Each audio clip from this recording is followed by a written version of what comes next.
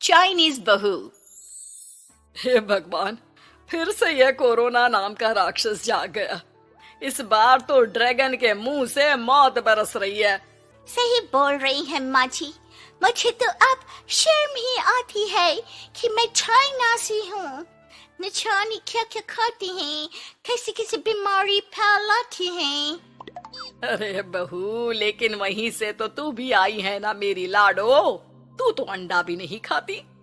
माँ जी, अच्छा खासा सब ठीक हो गया था, लेकिन पता नहीं कैसे ये फिर निकल कर आ गया।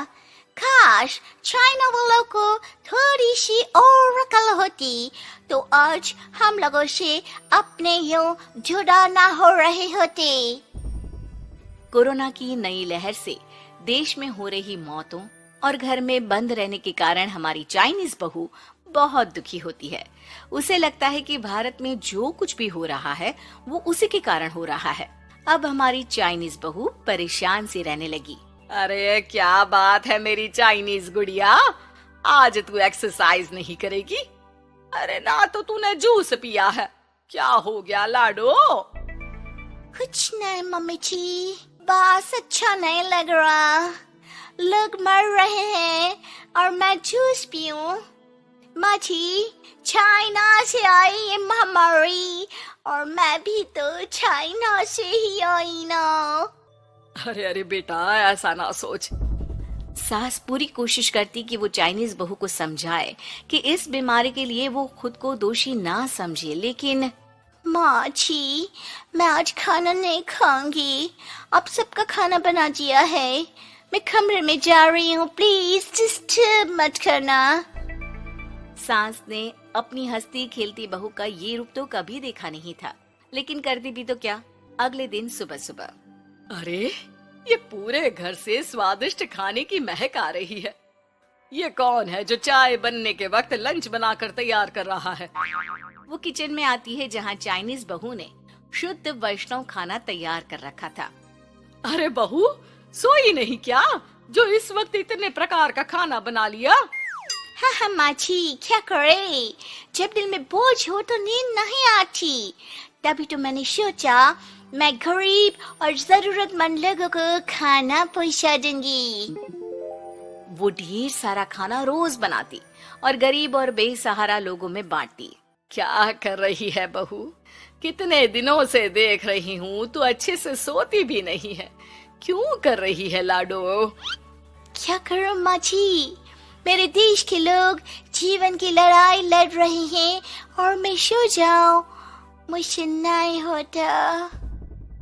एक दिन चाइनीज बहू पीपीटी किट पहनकर खड़ी होती है। अरे ये क्या बेटा, खाना देने जा रही है या लड़ाई लड़ने? माँ जी, मैं कुछ दिनों के लिए घर नहीं आऊंगी। मैंने सोचा है कि मैं घर से बाहर रहकर कोरोना के मरीजों की देखभाल करूंगी। ओ प्लीज प्लीज आप मुझे रोकना नहीं। नहीं नहीं बहू, ये तो तूने बहुत ही नेक काम सोचा है। बस बेटा तू अपना ख्याल रखना। बहू वहाँ से चली जाती है, लेकिन सास की रोज फोन पर बहू से बात होती। घर पर क्या है माँ, क्यों भेज दिया तूने उसे? बाहर कितना खतरा है, उसे कुछ हो गया तो? अरे बिल्कुल चिंता ना कर, उसने सारे नियम कायदे को फॉलो किया है। अरे वो बिल्कुल ठीक रहेगी। और अगर मैं उसे मना कर देती ना तो उसकी अंतरात्मा उसे सोने नहीं देती।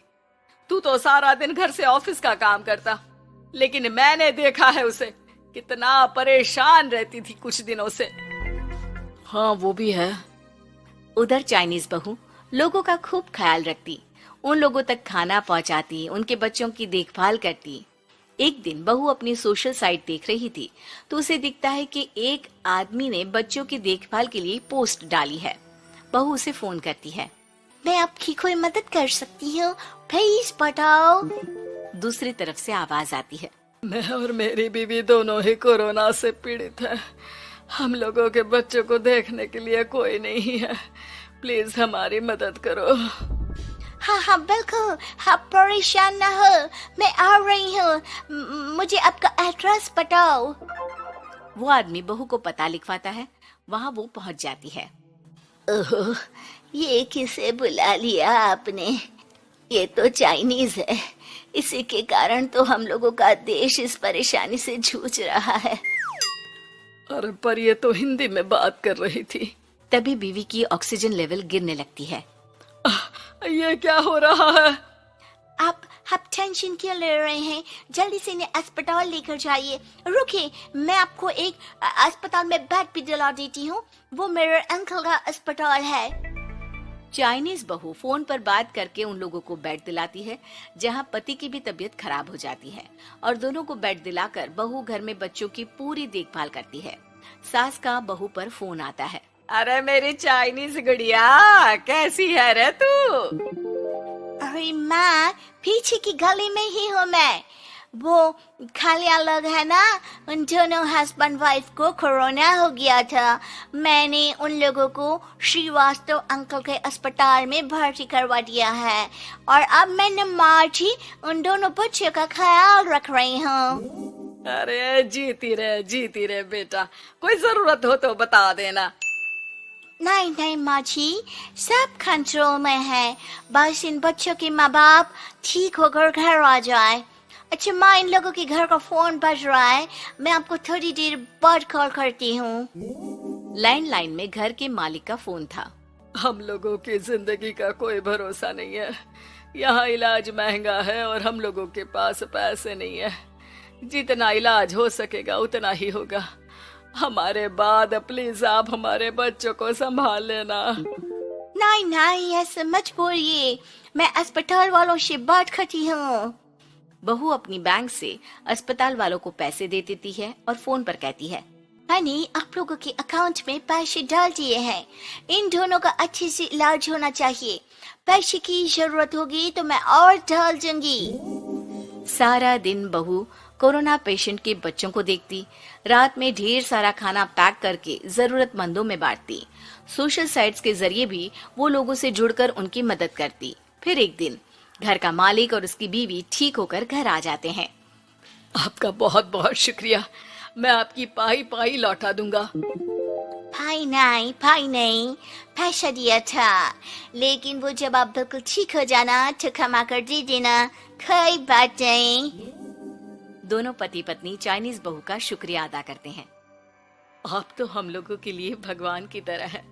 आपका बहुत बहुत शुक्रिया। चाइनीज बहू बहुत खुश हो जाती है।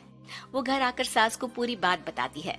देख मेरी चाइनीज गुड़िया, तुझे चाइना का होने पर अफसोस था ना, लेकिन तूने सच्चे दिल से लोगों की सेवा करके ये बता दिया कि बेटी कहीं की भी क्यों ना हो, ससुराल आकर वो ससुराल के रंग में ही रंग जाती है। अब तो तू मेरी भारतीय बहू है। हाँ।